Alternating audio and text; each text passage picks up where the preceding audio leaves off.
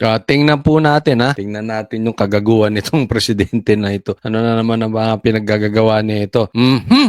Ialisin po natin yung sound kasi piray tayo may kanta yan eh. Sige, panuorin natin. Ay, nagja-jogging. Kung ikaw ba naman hindi ka isa't kalahating tanga, magja-jogging ka nakabarong, naka-slacks, tapos naka-leather shoes. Diba? Budol ka talaga, Bongbong Marcos. Wala talaga sa sarili mo ang katotohanan. Sinong loko-loko ang magja-jogging na naka-leather shoes, nakabarong? Kaya nga sabi ko, basta mahira. Ang suot ng magnanakaw ngayon, barong. Ang suot ng mga nagja-jogging at nag-exercise, barong. Ano kayang susunod? Tapos, yung sekretary mo, ang hinuhuli, nakahubad. Ang hirap ng mundong ito. Ang hirap sa Pilipinas. Baligtad. Yung mga nakabarong, ang hindi hinuhuli, samantalang sila yung magnanakaw. Diba? Tuloy natin to.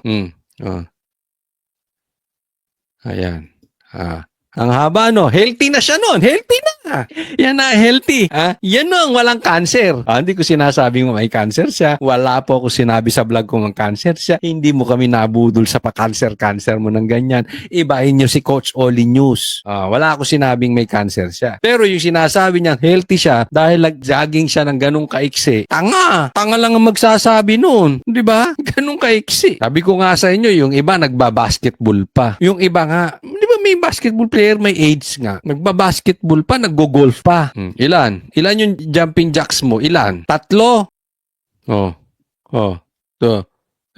Ayos na. Healthy na yon. 2 sets of 3. Ito talaga si Bongbong Marcos. Walang kasawa-sawa kung hindi lokohin ng mga Pilipino animal. Ikaw magpapapreskon ka. Mag-exercise ka. Kung hindi ka ba naman, Coach Oli, intindi mo yung konteksto. Gusto niya ipakita malakas siya. Asa nagkatotohanan doon? Diyan mo gustong patunayan na healthy ka sa 3 jumping jacks at saka sa 50 meters na takbo. Then makukumbi. Yung sinasabi nating addict siya, gusto niyang patunayan na hindi siya addict sa pagtawa-tawa niya. Ganun din eh, di ba? Kaya nga, hindi ako nagugulat kung bakit ito si Bongbong Marcos pabagsak ang trust rating. Walang nagtitiwala. Paano? Patutunayan niya ang mga bagay-bagay sa pangbubudol. Lahi mo na talaga yung pangbubudol. Di ba? Binudol mo si Sara, binudol mo ang taong bayan, ngayon binubudol mo na naman. Style nyo yan eh. Kaya mag-iingat po tayo ha. Ito, paalala lang po sa inyo. Okay? Sinabi namin na mag-iingat po tayo sa pinapalabas ngayon.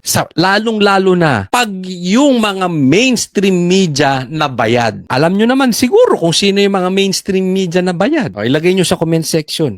Yung mga mainstream media na bayad, pag naglabas yan, ingat kayo, wag nyong pipick upin basta-basta. O kaya yung mga vloggers nila o yung mga hindi kilalang vloggers, maglalabas yan. Tapos pag pinick up, ang sasabihin, DDS fake news. Mag-iingat po kayo doon. Ang masakit niyan, pati yung mga malalaking mainstream media, sinasakyan. So, ingat po tayo doon ha. Kaya muli, ang aking paalala, gaya ng sinabi ko dati, merong Trojan horse to. Style na nila yun magpapain. Kaya, hindi ako magugulat as we get closer to 2028, may mga vloggers na i-inject, kunwari DDS, magpapakalat ng fake news. Tapos pipick upin naman ng iba. Tapos pipick upin ng mga DDS. Tapos sasabihin fake news. Pero yung nag-inject, kakampi nila. Ingat po tayo dyan. Okay? Ingat.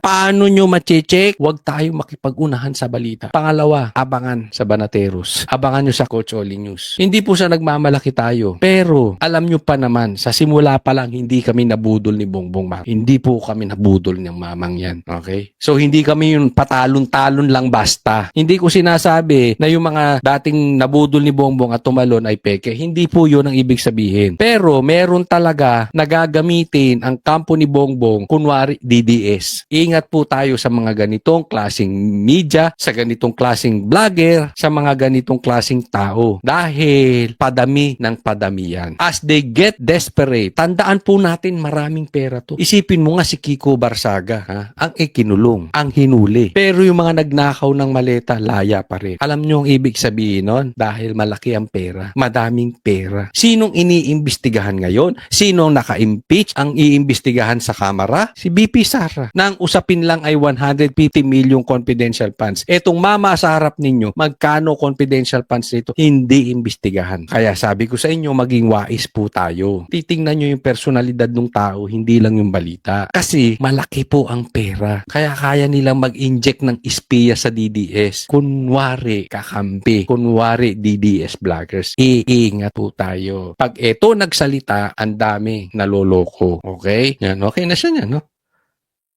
Diba? You are a clown.